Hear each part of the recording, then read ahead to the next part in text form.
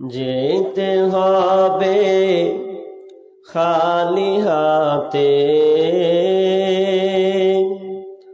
যেতে হবে খালি হাতে, সঙ্গে কিছুই যাবে না।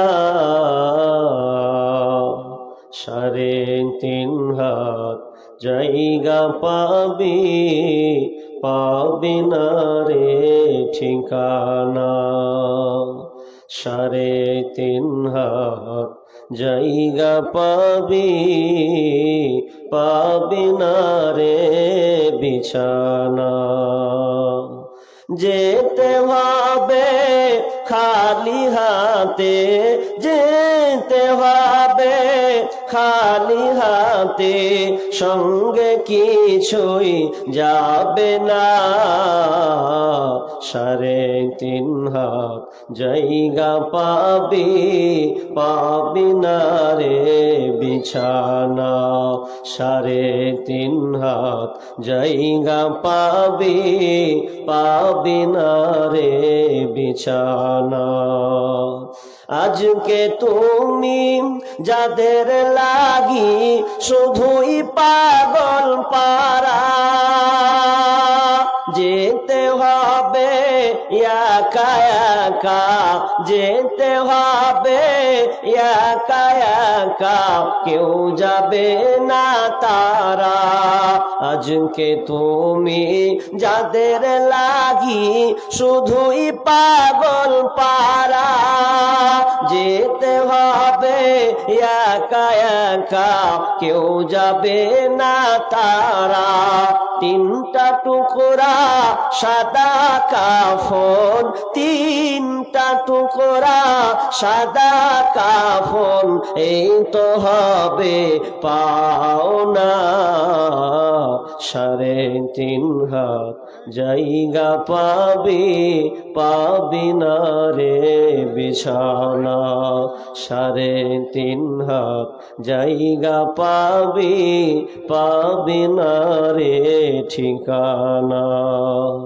4 বিঘার পালকি যেদিন আসবে যে তোর দ্বারে,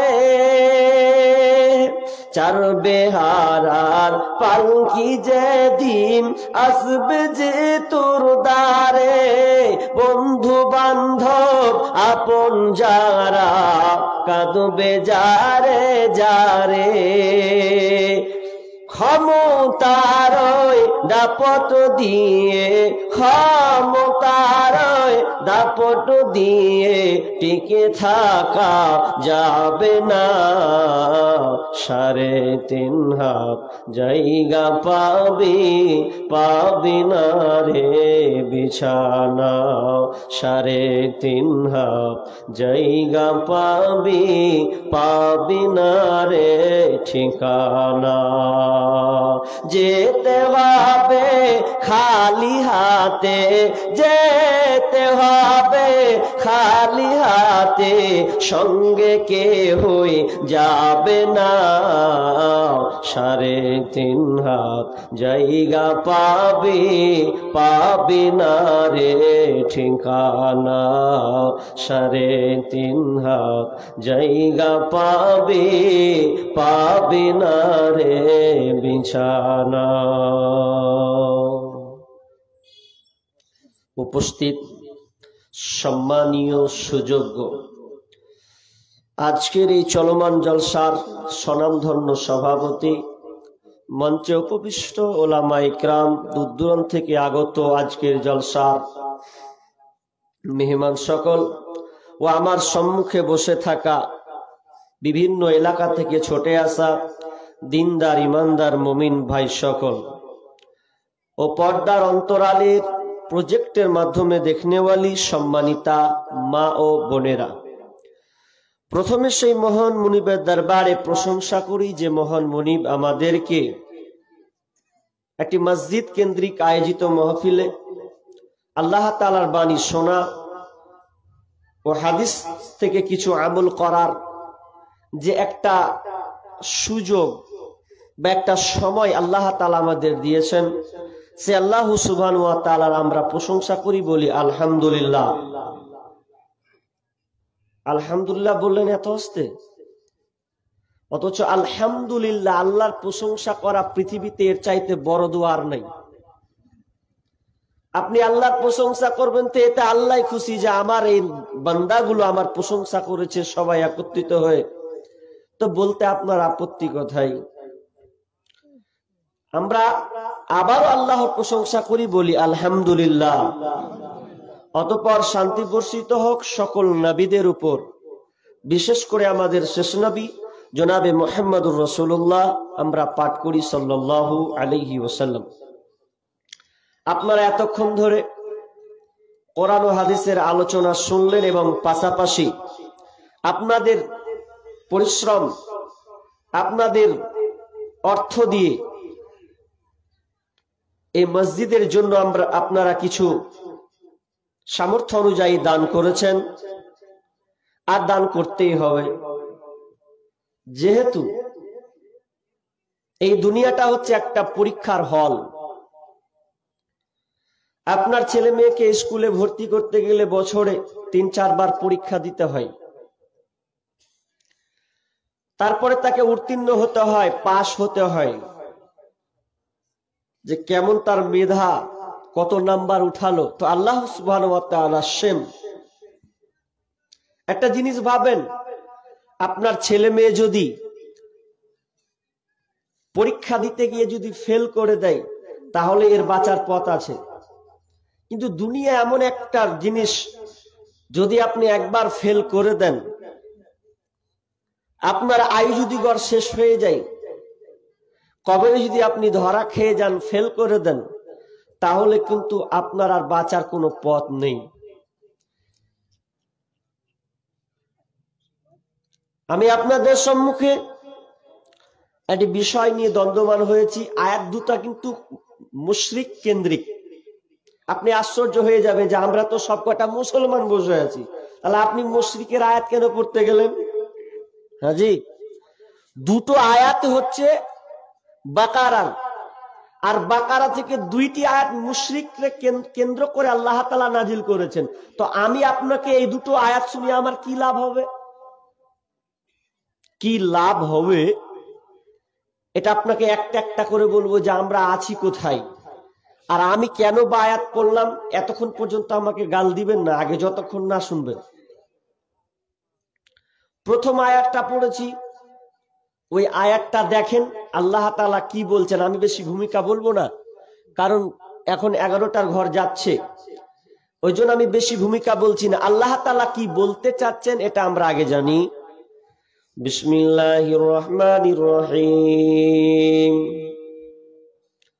ওয়া মাসালুল লাযীনা কাফারু কামাসালিল লাযী ইয়ানইকু বিমা লা ইয়াসমাউ ইল্লা দুআআন ওয়া নিদাআ সুম্মুন বুকুমুন উমিয়ুন ফাহুম লা ইয়াকিলুন। আল্লাহর উদাহরণ এটা, আমার উদাহরণ নয়। আল্লাহ নিজে উদাহরণ দিচ্ছেন। দুনিয়ার মানুষের উদাহরণ একরকম, আর আল্লাহ উদাহরণ দেয় তাহলে একটা দামি জিনিস হবে। আল্লাহ যদি উদাহরণ দেয় তাহলে কত দামি জিনিস হতে পারে। আমি যদি আপনাকে এই গন্ডির মধ্যে কাউকে যদি উঠিয়ে বলে দিই এর বেঈমান, এই চোর ডাকাত, তাহলে হয়তো আপনি রাগ করবেন, মৌলভী সাহেব উঠে আমাকে অপমান করে দিল। পারলে আপনি একদিন পর কিংবা 2 দিন পর, হতে পারে বাড়ি যাওয়ার রাস্তায় আমাকে পিটিয়ে নিতে পারেন, আমাকে মেরে দিতে পারেন। কিন্তু না না, আমাকে মেরে পিটিয়ে কোনো লাভ হবে না। এই কথাটা কেবল আমি আল্লাহর কথাটাকে আমি আপনার সামনে তুলে ধরছি। আল্লাহ বলছেন, কারা কে আপনি মাসুম মানুষ না, আপনি রাং না কাঁসা না পিতল না তাবা, আপনি কেমন ধরনের মানুষ এটা আমি আপনাকে আঙুল তুলে বলবো না। আপনি আয়াতটা পড়বো, আয়াতটা শুনে আপনি তরজামাটা একটু নিজ কান দিয়ে একটু ঢুকিয়ে নেন। আল্লাহ তাআলা কি বলতে চাইছেন? ওয়া মাসালুল লাযীনা কাফারু কামাসালিল লাযী ইয়ানইকু বিমা লা ইয়াসমাউ ইল্লা দুআআন ওয়া নিদাআ ওই কাফেরদের মিসাল, ওই মুশরিকদের মিসাল, ওই লোকেদের মতো যারা যাদের যে মালিক বা যে কোনো ব্যক্তি একটা পশুকে, তার পশুকে যখন হাঁক দেয়, যখন ওই পশুটাকে ডাকে, তখন ওই পশু ডাক মালিকের ডাক ছাড়া আর কিছুই শুনতে পাই না। কারণ সে বোবা, অন্ধ বধির বোবা। ফাহুম লা ইয়াকিলুন, কারণ এদের পার্থক্য আছে, আল্লাহ তাদেরকে আক্কেল জ্ঞান দেয়নি, এই জন্য তারা আওয়াজ ছাড়া কিছুই বুঝতে পারে না। মেসালটা কত প্যাঁচ আছে জানেন? মেসাল দিলে রাখালের মতন। আপনাকে বলি, আপনি উত্তর গলা দিয়েন। আচ্ছা, রাখাল যারা মাঠে ছাগল চড়িয়ে বেড়ায়, গরু চড়িয়ে বেড়ায়, রাখাল। আচ্ছা, রাখাল যারা রাখালি করে, এরা তো ছোট ছোট বাচ্চা, 8 বছর 9 বছরের বাচ্চা দেখবেন। আমরা ছোটবেলায় বকরি ছাগলকে নিয়ে গেছি, একটু দূরে পাড়ে বেঁধে দিয়েছি, নিয়ে চলে এসেছি। প্রকৃত যারা রাখাল, সকালে বের হবে, বৈকালে রিটার্ন বাড়ি আসবে। একটা রাখাল গাছের তলায় বসে আরাম করছে, তো গরুটিকে ছেড়ে দিয়েছে। তো গরুটি আপনার খাচ্ছে, আনন্দ চিত্তে খাচ্ছে, খা খা খা, যাকে ছেড়ে দিয়েছি ভালো ঘাস। আর এই 8-9 বছরের ছেলে, 10 বছরের ছেলে রাখাল করতে গিয়ে ওর মন টন খারাপ। রাখালিলা অনেক সময় গাছের তলা পেলে গেলে ছাড়ে না, ওখানে লাঠি লিয়া বসে আনন্দে দিচ্ছে, গান গায়ে। তো গান গাইছে, দুলছে দুলছে, দুলতে দুলতে দুলতে এক পর্যায়ে ওই রাখাল দুটা বুঝলেন, ওই গরুগুলা ঘাস খাইতে খেতে খেতে খেতে খেতে খেতে জয়দুরের ভুঁয়ে যায় ঢুকে গেছে। আজি জয়দুরের ভুঁয়ে যদি ঢুকে যায়, আকাম করে দেয়, জয়দুর ওকে রাখবে? ও তো রাখবে না। আর চট করে রাখালের তখন ঘুম ভেঙে গেছে, বিয়ে এটা গরু গোলমাল শুরু করে দিলে, অমুক জমিতে ঢুকে আলো তো টমেটো বেগুন খেতে একাকার করে দিলে। তখন রাখালটা দূর থেকে হাঁক মারছে গরুটাকে, এ গরু ঘুরলে।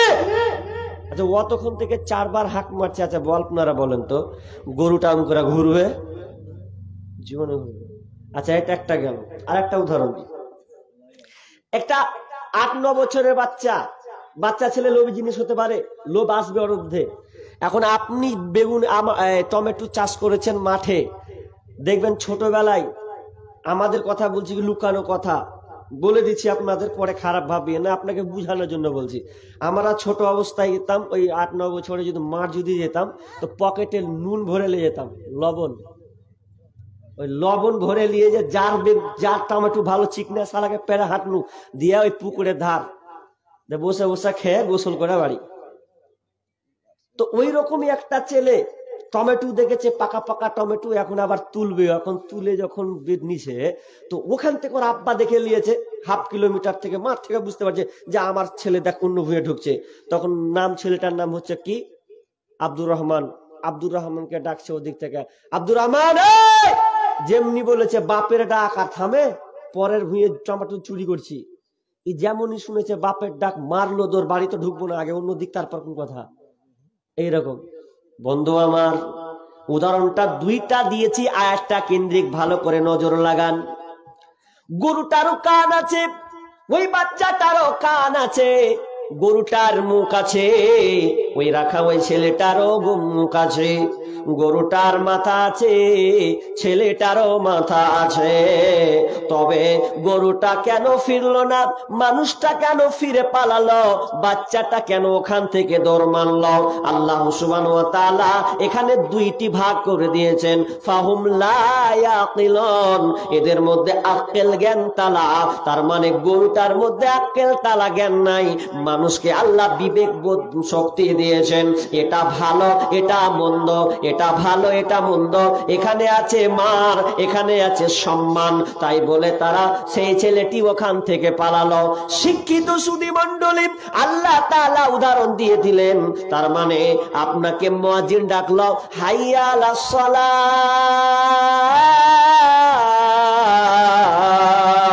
হাইয়া আলাল ফালাহ, মুয়াজ্জিন ডাকছে হাইয়া আলাস সালাত, এসো নামাজের দিকে, হাইয়া আলাল ফালাহ, কামিয়াব নেবে তো তুমি মসজিদে চলে এসো। যদি তুমি শান্তি চাও দুনিয়া এবং আখেরাতে, তাহলে মসজিদে এসে অ্যাট্রাকশন হয়ে যাও। কিন্তু দেখেন আমরা কত নির্বোধ হলে, আমরা কত নম্বরের গাধা হলে, আমরা কত নম্বরের নিচে গেলে, আমরা আজান শোনার পরেও, আজানটা কার তো আল্লাহর, আল্লাহর আজান শোনার পরেও আমরা মসজিদের দিকে যাই না। অথচ দেখবেন আল্লাহ পশুর মেসাল দিয়েছেন, আপনার পশুটা এর চাইতেও অনেক ভালো। আপনার বাড়িতে যদি খাসি থাকে, ওই খাসিটা আপনি কুরবানির জন্য নিয়েছেন, এখন খাসিটাকে আপনি ঠিক মতন খেতে দেন, ওই খাবারটা খেয়ে খেয়ে আপনাকে কিন্তু চিনে নেই। এতটা চিনেন, আপনি যখন বাড়িতে বৈকালে ঢুকেন কিংবা সন্ধ্যায় ঢুকেন, ওই খাসিটা আপনাকে দেখে চটচট সঙ্গে সঙ্গে চিনে ফেলে, কারণ ওটা আমার মালিক, ও আমাকে ভুট্টা খেতে দেয়, গম খেতে দেয়, আমার জন্য কাঁঠাল পাতা নিয়ে আমাকে খেতে দেয়, সঙ্গে সঙ্গে আপনাকে চিনে নেয়। শুধু তাই নয়, গরুকে আপনি ছেড়ে দেন, গরু সন্ধ্যা হলে ওই গরুটা আপনার গোয়াল ঘরে এসে এসে হাজিরে দেবে, কোনো ঘরে সে লুকাবে না।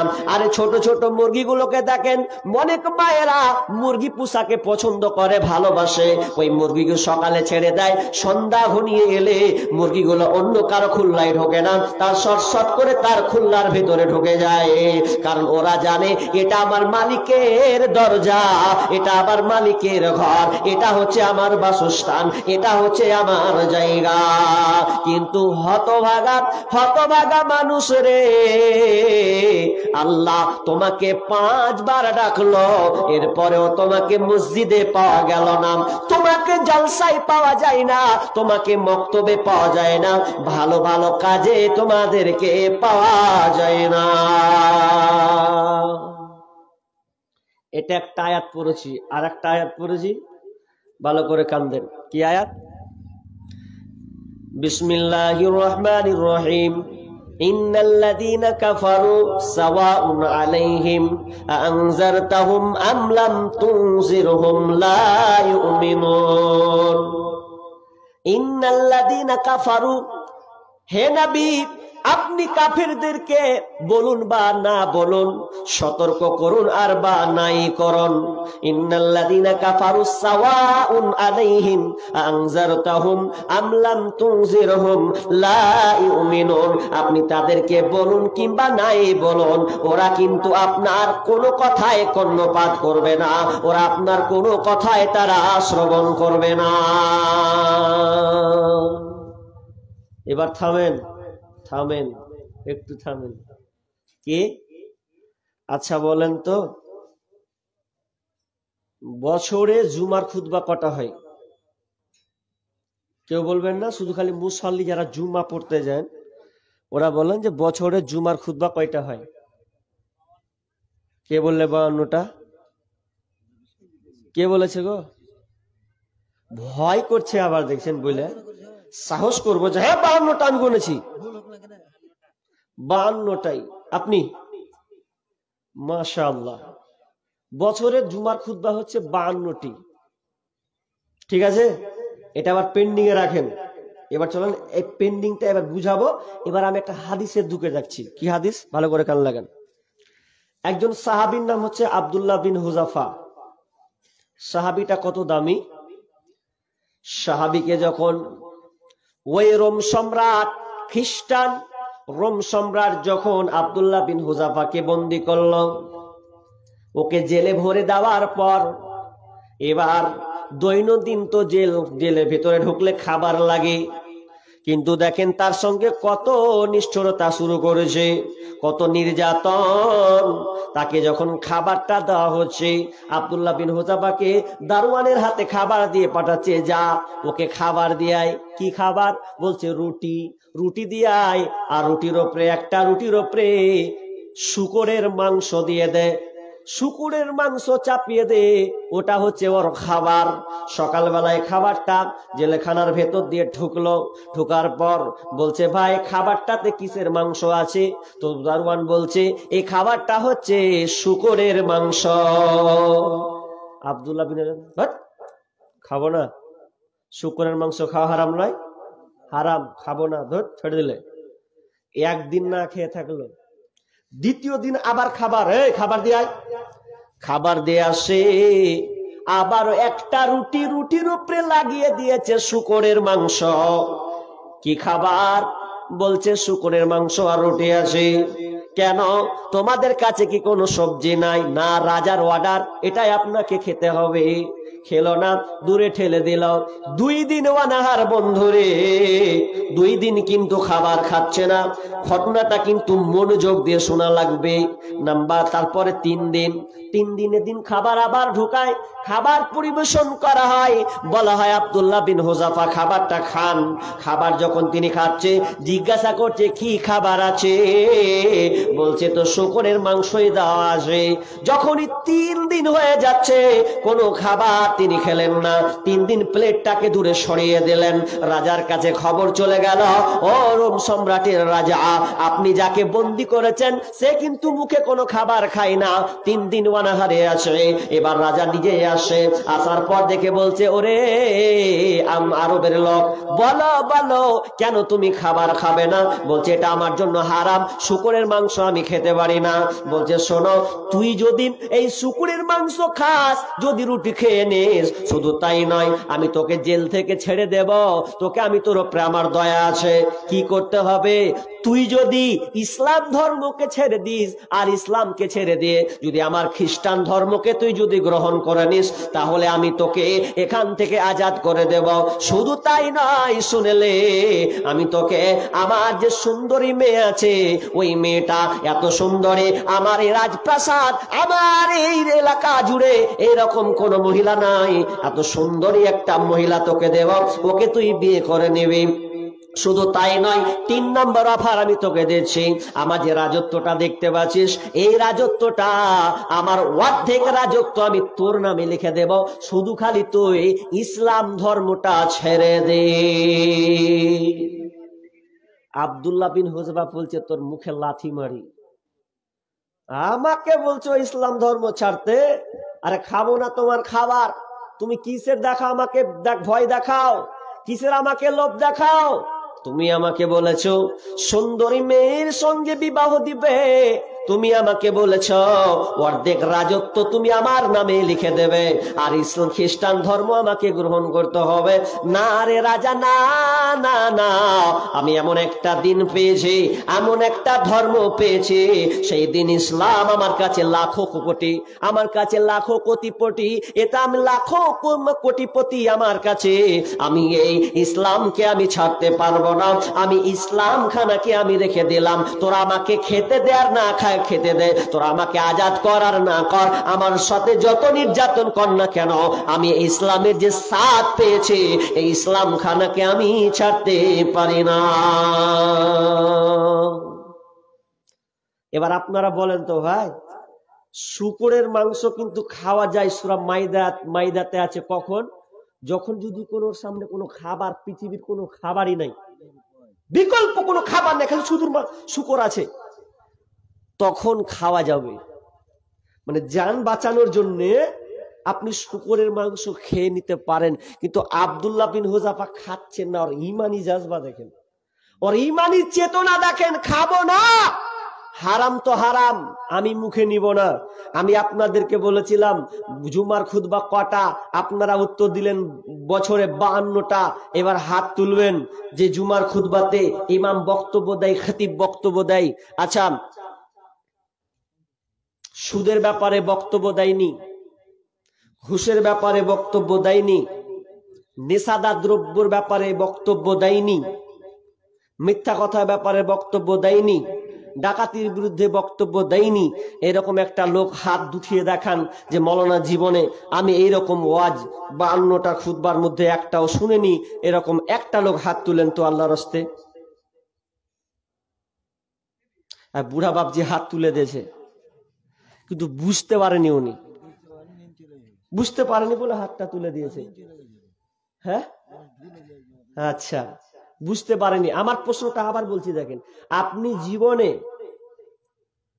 সুদ, ঘুষ, নেশাদার দ্রব্য, মানে এক কথা আপনাকে বলছি যে মদ খাওয়া হারাম, নেশাদার দ্রব্য পান করা হারাম, এ ব্যাপারে আমি শুনিনি এরকম হাত তুলেন। একটাও নেই। তার মানে আপনারা সবাই শুনেছেন, সবাই শুনে আপনারা সব জ্ঞান অর্জন করে নিয়েছেন। আচ্ছা বলেন তো, এবার আমি কিন্তু মেন জায়গায় এসেছি। আমি বললাম না যে আমি মুশরিকদের দুটো আয়াত পড়লাম, তাই এখন আপনারা বলেন তো যে আমরা ওই সাহাবীদের চাইতে বা মুশরিকদের চাইতে আমরা কোয়ানাতে ভালো পেরেছি? জীবনে আপনি পরিবর্তন হতে পারেননি। শোনেন, আপনাকে মুগায় ধুলাই করবো আমি, আপনাকে ফতুয়া দিব না, খালি আপনার মগজটা ধুলাই করব। আচ্ছা, এক প্রকার নেশা তো বিভিন্ন ধরনের নেশা আছে না নাই? আছে। এখানে অনেকে আছেন বিড়ি না খেলে ঠেলায় পড়বো, বাবজি পিটবেন তো পরে পিটবেন, খাচ্ছেন তো এটা মনে করিয়ে না যে মৌলভী সাহেব কোন দিকে বক্তব্য ঘুরাচ্ছে। আপনি বুঝুন, বুঝে যদি আপনার বুঝতেও অপারগ হয়, আপনি বুঝতে পারেননি, তাহলে আমি আছি বক্তব্য দেওয়ার পরে আপনি আমাকে বলবেন যে মৌলানা আপনার বক্তব্য বুঝতে পারিনি, তাহলে আপনাকে আমি আবার বুঝিয়ে দেব। শুনেন, পৃথিবীতে আল্লাহ রসুল অনেক জিনিস এমন ভাবে জোরালো ভাবে বলে গেছেন যে আপনি মারাত্মক হয়ে গেছেন। আচ্ছা, অনেক মৌলানা আলিম ওলামা বলে খালি মদ খেললে গাট গাট গাট গাট গাট করে গিলে নিল, এটা একটাই মদ। আর কি পৃথিবীতে কোনো নেশা নেই?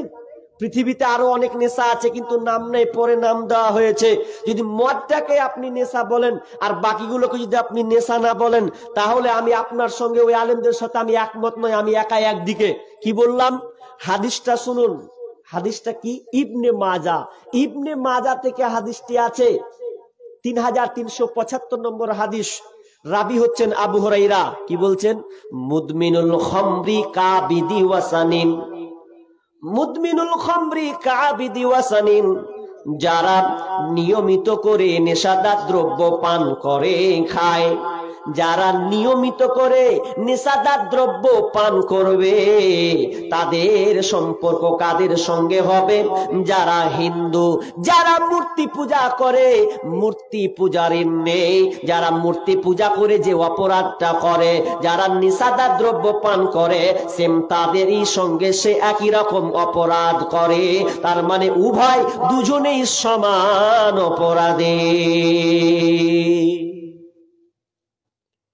ওই হিন্দুওয়ালা মূর্তি পূজা করে যা গুনাহ করলে লিস্টে এলো, আপনি সিগারেট খেলেন, বিড়ি খেলেন, আর কোন নেশা খেলেন, ওটাই একই পর্যায়ে। নেশাটা এখন এমন ভাবে ছয় লাভ হয়েছে, আমরা নেশাগুলোকে ছোট মনে করে নিয়েছি। কেমন ছোট? দেখবেন অনেক মেয়েরা আছে কোটাতে বিড়ি, আপনার কি এখন তো আগে গুল দিয়ে বেড়াতো কাচলে, এখন মেয়েদেরকে দেখবেন ওরা আর কি করে সিস্টেম, ছোট ছোট ঢাম্পা কোটা বুঝেন? যে কোটাতে কি থাকে? হজমি ভরা থাকে, গোল গোল গোল ট্যাবলেটের মতন।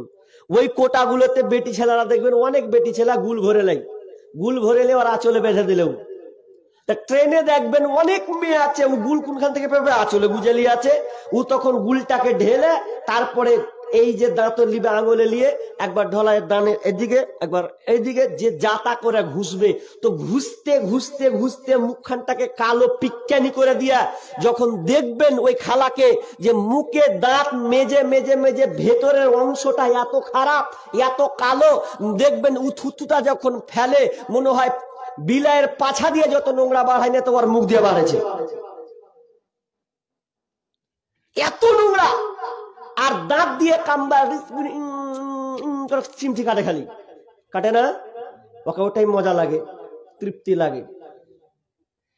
এগুলো আপনাকে ত্যাগ করতে হবে, ছাড়তে হবে। একটা গেল। বাবজির ক্ষেত্রে কি বলবো, দেখবেন অনেক সময় মসজিদে যখন যাই, কিছু লোককে দেখে আমার খুব আফসোস হয়, ভাই তুমি কোথায় যাবে? বলছে মসজিদকে। কি মসজিদে? কোথায়? তো নামাজ পড়তে যাব, আল্লাহকে ডাকবো। তো হাজি ভাই একটা কথা বলবো, আপনি মসজিদে যাচ্ছেন যান, তো আপনি বেড়িটা টানতে টানতে মসজিদ কেন ঢুকছেন? ওই সময়তে আপনাকে বিড়িটা টানা লাগবে? বিড়িটা টেনেও মসজিদে যাচ্ছে আপনার, বলেন তো? আল্লাহ রাসূল পেঁয়াজ আর রসুন খেয়ে মসজিদে যেতে মানা করেছে না যেতে বলেছে? বলেন তো। নিষেধ করেছে। আমরা ছোট কাল থেকে জানি যে রসুন পেঁয়াজ খেয়ে নামাজ যেতে হবে না, কারণ এটা একটা দুর্গন্ধ। আর এই দুর্গন্ধটা ফেরেশতারা নিতে পারবে না, এতটা দুর্গন্ধ। অথচ এটা হারাম নয়, কিন্তু সাময়িক কিছুক্ষণের জন্য ওটা আল্লাহ রসুল মানা করে দিলেন, তোমরা মসজিদে যেও না। আচ্ছা বলেন তো, এটা যদি এই হয় যে জিনিসটা হালাল, রসুন পেঁয়াজ হালাল, এরপরেও আপনি বলেন তো, আপনি যে নেশাদ্রব্যটা পান করলেন, করে আপনি বিড়িটা খেয়ে সঙ্গে সঙ্গে আপনি মসজিদে ঢুকে গেলেন, তাহলে আপনি কতটা অপরাধ করলেন? ভালো অপরাধ। শুধু তাই নাই, অনেকে খয়নি উজুতে করে, দেখেন খুব আফসোস লাগে এগুলো দেখতে। অনেক বাপজি এত বড় বড় দাড়ি ছাড়ার পরে উজু যখন করছে দেখছে এখান দিয়ে বাহির করে তারপরে বিসমিল্লাহ করে উজু করছে, অথচ খাইনির দুর্গন্ধটা এত খারাপ। আমি আমার নিজের কথা বলছি, আপনারা মাইন্ডে নিয়েন না। আমি এক জায়গাতে নামাজ পড়ছি, তো নামাজ পড়তে একটা লোক দাঁড়িয়েছে, তো পাশে আমি দাঁড়ালাম, সুবহানাল্লাহ কি বলবো, এত দুর্গন্ধ হয়েছে, মনে করছে আমি ওখান থেকে পালিয়ে যাই, সব বিড়ির গন্ধ। এগুলো কখন ছাড়বেন? শুনেলেন, নেশাদার দ্রব্য আমরা পান করি, কিন্তু এটাকে আমরা ছোটখাটো মনে করি। আপনি খারাপ কিছু মনে করেন না। আপনার ছেলে যদি 10 বছর 12 বছরের সন্তান হয়, আপনি চাইবেন না আপনার সন্তানকে বিড়িটা খাওয়াতে। আপনার মন বলবে না আমার ছেলে আমার সামনে বিড়ি খাক, আমার ছেলে 10 বছরের বিড়ি খাবে, আমি নিজের হাতে ধরিয়ে দেব। কারণ আপনি নিজেও জানেন এটা খারাপ জিনিস, আমার ছেলেকে খেতে দেব না, আমি নিজেই খেতে পারি, কিন্তু এটা তার মানে আমি নিজে প্রমাণ করছি এটা খারাপ জিনিস। শুধু তাই নয়, শুনেলেন, যারা নিয়মিত নেশাদার দ্রব্য পান করে খায়, যারা আপনার নেশাদার পান করেন, বিশ্বনবী বলছেন ইসকা মিন নাহারি গাউতাতে, যখন জাহান্নামে যারা দুনিয়াতে মদ পান করেছে, নেশা পান করেছে, তাদেরকে একটা খাবার দেওয়া হবে। খাবারটা কেমন? ইসকা মিন নাহারি গাউতাতে, একজন নাপাক মহিলা, বেশ্যা মহিলা, যারা আপনার বেপর্দা মহিলা, যারা নিজের সরঙ্গাকে বিক্রি করে দিয়েছে পরপুরুষের কাছে, ওই রকম মেয়েরা দাও দাও দাও দাও করে জাহান্নামে জ্বলবে। তো জ্বলতে জ্বলতে জ্বলতে তাদের লজ্জা স্থান থেকে দুর্গন্ধযুক্ত পচা এত গন্ধ করবে, জাহান্নামীরা পর্যন্ত টিকতে পারবে না। হায় আল্লাহ, কোন জায়গায় এসেছি মাবুদ রে, এ তো বড়া গন্ধ, এ গন্ধে তো নিজেরা টিকতে পারবে না জাহান্নামীরা। তার মধ্যে আবার তাদের বেশ্যা মেয়েদের লজ্জা স্থান থেকে যে ক্যালেনের মতন, আপনার পানি ফোয়ারার মতন, আপনার ট্যাঙ্কির মতন এমন ভাবে পচা পচা পচা পচা পচা সে রক্তগুলো বের হবে। আর ওই রক্তগুলো তা কি করানো হবে? যারা দুনিয়াতে মদ পান করেছে, নেশা পান করেছে, তাদেরকে সে নোংরা ওই ক্যালেনের পানিগুলো তাদেরকে খাওয়ানো হবে। দুনিয়াতে খুব মজা লিয়েছিস, মদ বোতল ধরেছিস, এখন তোর খাওয়ার এটা জায়গা, তোরাও তারা সেদিনকে এটা আল্লাহ তাআলা ফেরেশতাদের হাত দিয়ে তাদেরকে পান করানো হবে। এটা কি?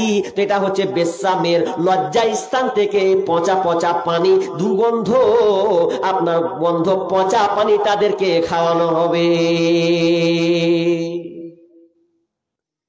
আমি আর ওই দিকে যাচ্ছি না, ওটা পেন্ডিং এ রেখে দেন। এবার আপনারা বুঝেন কি বুঝলেন না বুঝলেন, আমি আপনাদেরকে ছেড়ে দিলাম। আমি বলার দায়িত্ব আমি আপনাকে বলে দিলাম। তবে আমি একটা খুশি হব, শেষের বেলার দিকে বলবো ওটা, যদি আপনারা থাকেন তো ইনশাল্লাহ বলবো আমি আপনাদের সামনে। দ্বিতীয় নম্বর শোনেন, দ্বিতীয় আর একটা জিনিস, সারা বছরই আপনি শুনছেন, আমার 2 বছর রানিং এটা বক্তব্য চলছে, 2 বছর থেকে আমার আরাম নেই। জলসার সিজন শুরু হলো মানে প্রত্যেক দিন কন্টিনিউ জলসা। তো আমি প্রত্যেক জায়গাতে না হলে 10 দিনের মধ্যে একবার এই কথাটা বলি কোন জায়গাতে। কি কথা? আল্লাহ তাআলা বলছেন, ইয়া আইয়ুহাল্লাযীনা আমানু তাকুল্লাহা ওয়া যারু মা বাকিয়া মিনার রিবা ইন কুনতুম মুমিনিন। আল্লাহ সুবহানাহু ওয়া তাআলা বলেন, হে ঈমানদারেরা, যারা ঈমান এনেছো, যারা তোমরা আমার উপরে ঈমান এনেছো, ইয়া আইয়ুহাল্লাযীনা আমানু তাকুল্লাহা, তোমরা আল্লাহকে ভয় করো, যারু মা বাকিয়া মিনার রিবা, যদি তোমরা মুমিন হও, ইন কুনতুম মুমিনিন, যদি তোমরা ঈমানদার হও, তোমরা যে সুদের বকেয়াটা গ্রহণ করেছো, সুদের বকেয়া তোমরা নিয়েছো, ওগুলো তোমরা ত্যাগ করে দাও, ছেড়ে দাও। আব্বাসের মতন সাহাবী গরিব যখন এই আয়াতটা শুনলেন দৌড়ে এসে নবীকে বলছেন, ইয়া রাসূলুল্লাহ, আমি সুদের কারবার করতাম, লেনদেন করতাম। যখন এই আয়াতটা নাজিল হয়ে গেছে, ও দয়ার নবী গো, অনেক গরিব মানুষ আমার কাছে কিছু টাকা নিয়েছে, আর টাকার বিনিময়ে আমি সুদটাকে খাটিয়েছি। ও দয়ার নবী গো, আর জীবনে কোনোদিন সুদকে খাটাবো না, আমি তাদের কাছে কোনো আর টাকা নেব না। আমরা গরিব, আমি যে মূলটা ধনটা আমি ওদেরকে দিয়েছিলাম, মূল টাকাটা যে আমি দিয়েছিলাম, ওই টাকাটা পর্যন্ত আমি গরিবকে মাফ করে দিলাম। আর জীবনে কোনোদিন এই সুদের বকেয়াটা আর কোনোদিন নেব না, সুদের কারবার আর আমি জীবনে করব না। হাদিস কি আছে? হাদিসটা শুনে থামতে পারবেন কিনা কে জানি। হাদিসটা শুনে আপনার যদি ঈমান থাকে তাহলে আপনি বলবেন, মাওলানা আমারই ভুল আছে, আমারই ভুল আছে। রাগ করে আবার উঠে যায়েন না, আপনি শুধু নিজেকে ভাবেন। বিশ্বনবী বলছেন, রাবি হচ্ছেন আবু হুরায়রা, এটাও হাদিস হচ্ছে ইবনে মাজার হাদিস। বিশ্বনবী বলছেন, আর রিবা সাবউনা হুবা, আর রিবা সাবউনা হুবা। বিশ্বনবী বলছেন, আইয়ানকাহ রাজুল উম্মা। বিশ্বনবী বলছেন, সুদের 70টি শাখা, অধিক শাখা আছে। সুদের অনেক শাখা, 70টি অধিক শাখা রয়েছে। তার মধ্যে সাধারণ একটি শাখা তিনি তুলে ধরছেন। 69 শাখা যে কি আছে আল্লাহ ভালো জানে, এটা বর্ণনা করা হয়নি, একটা শুধু বর্ণনা করা হয়েছে। কেউ যদি সুদ খায় তাহলে তার মায়ের সঙ্গে জিনা করার মতন ব্যভিচার করলো। অন্য হাদিসে আছে, যদি কেউ 1 টাকা সুদ খায় তাহলে তার মায়ের সঙ্গে 36 বার জিনা করার সমপরিমাণ সে পাপ করল। কথাটা বুঝেননি তো? এবার বুঝিয়ে বলবো। ভাঙছি জিনিসটাকে। কি ভাঙছি? আপনার এই গ্রামের নামটা কি? হলদিবাড়ি। খুব সুন্দর নাম। আবার হলদিবাড়ি টেনেও লেখা থাকে, হলদিবাড়ি থাকে না জি? থাকে তো। হলদিবাড়ি সুন্দর একটা জায়গা। এখন ধরলেন আপনি বিয়ে করবেন, বিয়ে তো আপনি বিয়ে করবেন, বিয়ে করার জন্য আপনার তো একটা বউ দরকার। বউটা আপনি কোথায় নেবেন? বউ খুঁজবেন কোথায়? নাকি আপনি ভালুকা যাবেন, নাকি হরিশ্চন্দ্রপুর যাবেন, নাকি আর কোথাও আপনি বালুরঘাট থেকে আপনি বউ খুঁজে নিয়ে আসবেন? তো আপনি বলছেন, তোর ভেজাল, কে অত বউ খুঁজতে যাবে? কি দরকার আছে?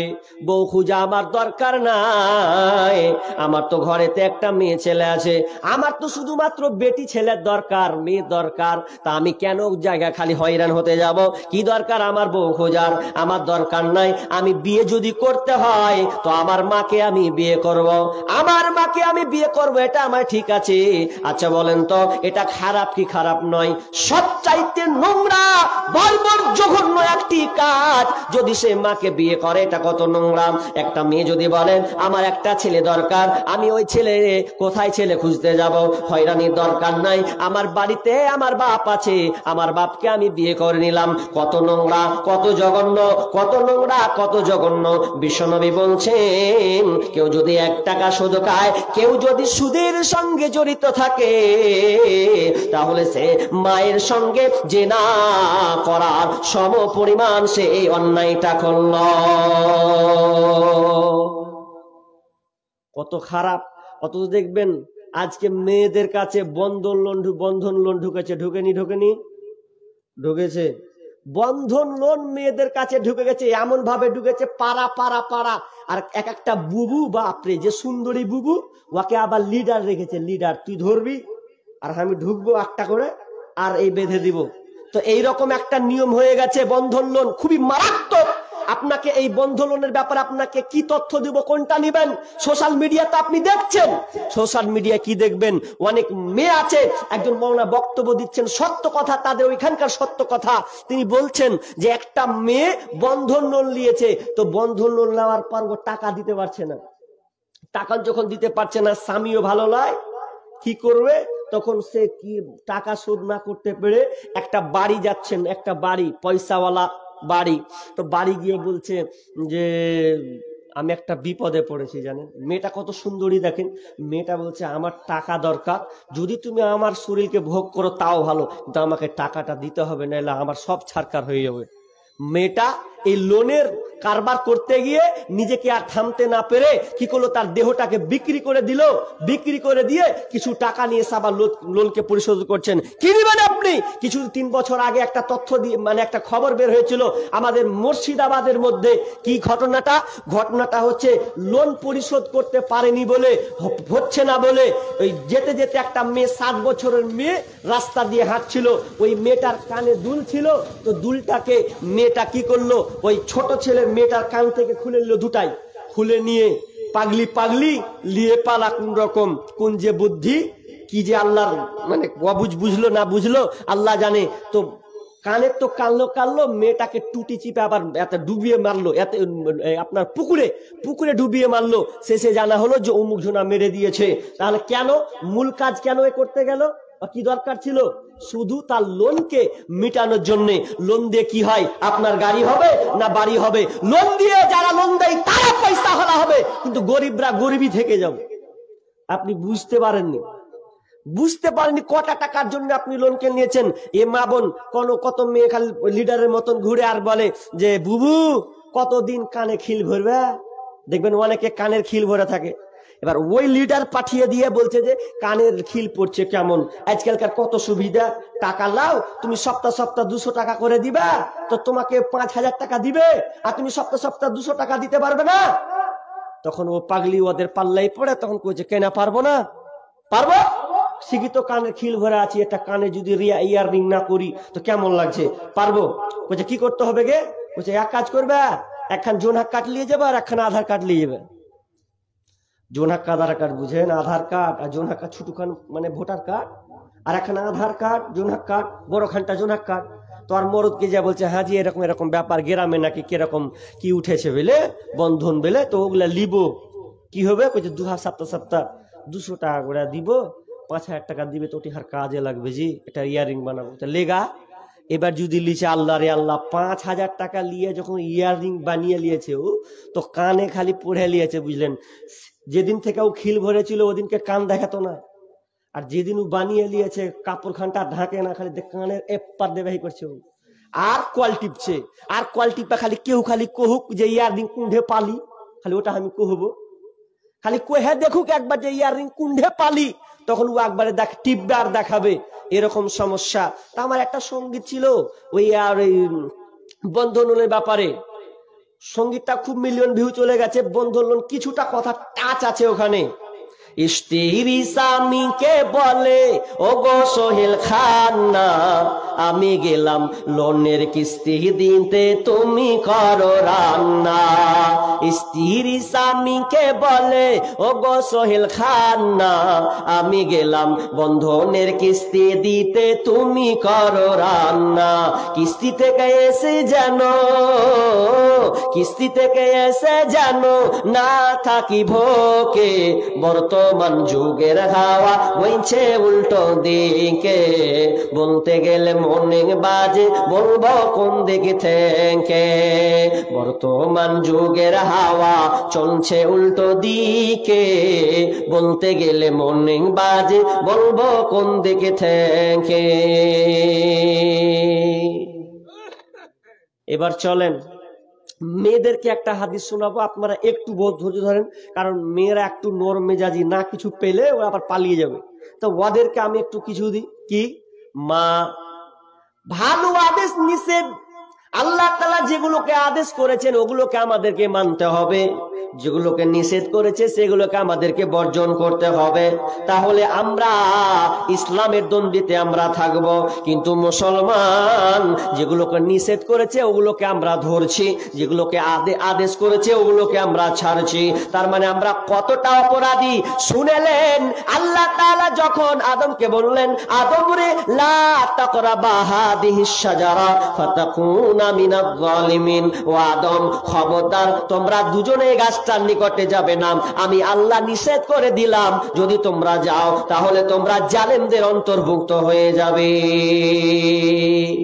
জালেমদের অন্তর্ভুক্ত হয়ে যাবে, তো যেও না। তো আদম এক পর্যায়ে কি হলো, করতে আল্লাহর নিষেধটাকে আর ধরে রাখতে পারলে না, যে এটা ফল খেয়ে নিলে, যেমন খেয়ে নিলে, তার মানে ও অপরাধী হলো কি হলো না? অপরাধী হলো। এবার ইবলিসকে বলছে আল্লাহ, ওয়াইদ কুলনা লিল মালাইকাতি ইসজুদু লি আদামা ফাসাজাদু ইল্লা ইবলিস, হে ইবলিস, যখন বলা হলো ফেরেশতা ইবলিস সহ বলা হলো তোমরা আদমকে সেজদা করে দাও, ফেরেশতারা সেজদা করে দিল, ইল্লা ইবলিস, কেবল ইবলিস সেজদা করলো না। তার মানে আল্লাহর নিচে আদেশকে সে মানতে পারলো না, ও অপরাধী হয়ে গেল। তাহলে অপরাধটা বারবার, আদমও অপরাধ করেছে, ইবলিসও অপরাধ করেছে। কিন্তু শুনলেন মানুষ, আদম তার নিজের ভুলটাকে বুঝতে পারলো, আল্লাহ আমি ভুল করে দিয়েছি, রব্বানা যালামনা আনফুসানা ওয়া ইল্লাম তাগফির লানা ওয়া তারহামনা লানাকুনান্না মিনাল খাসিরিন। মাবুদ রে, আমি নিজের উপরে এতটা জুলুম, নফসের উপরে জুলুম, অন্যায় অবিচার করে দিয়েছি। মাবুদ তুমি আমাকে ক্ষমা করে দাও, তুমি ক্ষমা না করলে আর কে ক্ষমা করবে? এইভাবে তিনি স্যালেন্ডার হয়ে গেলেন। এই জন্য দেখবেন একজন দার্শনিক বলেছেন, গুনাহ করা গুনাহ নয়, মাপ না চাওয়ার নাম হচ্ছে গুনাহ। গুনাহ করে কোনো ব্যক্তি জাহান্নামে যাবে না, গুনাহ করে কেউ জাহান্নামে যাবে না, গুনাহ করে কেউ জাহান্নামে যাবে না। কেন তিনি বলতে চাইছেন গুনাহ করে কেউ জাহান্নামে যাবে না, বরং গুনাহ করার পর যদি সে তওবা না করে তাহলে সে জাহান্নামে যাবে। গুনাহ করে যদি সে আল্লাহর কাছে সারেন্ডার হয়ে যায় তাহলে ওই বান্দা কোনোদিন জাহান্নামে যাবে না। গুনাহ করা গুনাহ নয়, মাপ না চাওয়াটাই হলো গুনাহ। গুনাহ করা গুনাহ নয়, মাপ না চাওয়াটা হচ্ছে গুনাহ। তার মানে আপনার গুনাহ হয়েছে, আপনি মানুষ, মানুষ মানে তো গুনাহ হবে, এটাই স্বাভাবিক। আপনি ফেরেশতা নয়, ভুল হয়ে গেছে, আল্লাহকে বলেন আল্লাহ আমার ভুল হয়ে গেছে, আল্লাহ আপনাকে ক্ষমা করে দিবেন। তাহলে আদেশ নিষেধ অপরাধী দুইটাই। এবার চলেন আমরা কি হয়ে গেছি, আমরা আদেশ নিষেধকে মানতে পারি না। কি আপনি কোনটা মেনেছেন, ছেড়েছেন আপনি? এখন যদি আপনাকে বলি যে কটা লোক বসে আছেন হাত তুলতে বলবো, কোন গলা? ছোট ছোট ক্ষেত্রে পাপ গলা, হাত তুলতে বলবো। কি হাত? যদি বলি আপনাকে ভাই কারা কারা বিড়ি খেয়েছিলেন, খান বা ভালোবাসেন, তাহলে হাত উঠবে কি উঠবে না? উঠবে, নিশ্চিত উঠবে। আরে আপনার মালদা ডিস্ট্রিক্ট নয়, মুর্শিদাবাদ তা আরো বেশি খাই, হ্যাঁ? তো বিড়ি খান। এবার আমি যদি হাত তুলতে বলি ভাই যে কে কে খাবেন না, এরকম লোক হাত উঠাতে পারবেন যে ইনশাল্লাহ আমি আজ থেকে খাবোই না, লাথি মেরে দেবো ইনশাল্লাহ? এরকম হাত তুলতে পারবেন কয়জন? মাশাআল্লাহ, হাত তুলে দিয়েছেন। আমি এই ভাইদের জন্য আমি দোয়া করব ইনশাআল্লাহ। আমি দোয়া সব সময় দোয়া রাখবো।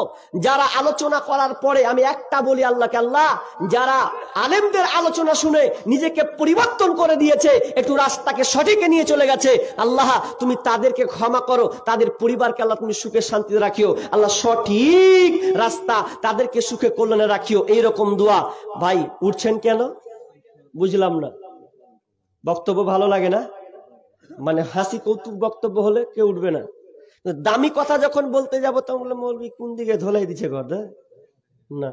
এবার চলেন সাহাবীদের ঈমান আর আমাদের ঈমান কেমন, চলেন। খাইবারের যুদ্ধ, খাইবারের যুদ্ধের নাম শুনেছেন? এই খাইবারে কয়েকটা জিনিস হারাম হয়েছিল, তার মধ্যে একটা বলি আপনাদেরকে, দুইটা বলে দিই তাও আপনি বুঝবেন যে সাহাবীরা তাহলে কত ভালো আর আমরা কত খারাপ। আমরা কয় নম্বরের মুসলমান? নাম খালি আব্দুর রহমান, নাম শুধু নুরুল ইসলাম। দেখো নূরের আলো পাবে তো আমার কাছে, কিন্তু দেখতে গেলে ওর কাছে কিছুই নেই, নাম রেখে দিয়েছে। খাইবারের যুদ্ধ হচ্ছে, যুদ্ধ যখন মুসলমানেরা জয়ী হলো, জয় লাভ করলো, তো জয় যখন হচ্ছে তখন দুইটা যুবক, মুসলিম শরীফের হাদিস, দুইটা যুবক বলছে হারে ভাই চনা আমরা ই করি গে। কি করব? বলছে আমরা বিয়ে করি গে। মানে বিয়ে করবে, যুদ্ধ কমপ্লিট, এখন দুজনে ওরা বিয়ে করবে। তো বিয়ে যে করবে তো বলছে যে ওরা কম্বল পেয়েছে দুখান দুখান করে, খাইবারের যুদ্ধতে দুখানটা কম্বল পেয়েছে। যার বয়স 24-25, অত টকবগে যুবক নাকি জি, হাট্টা খাট্টা হয়ে থাকবে ও, তো ও পেয়েছে কম্বল ছিঁড়ে।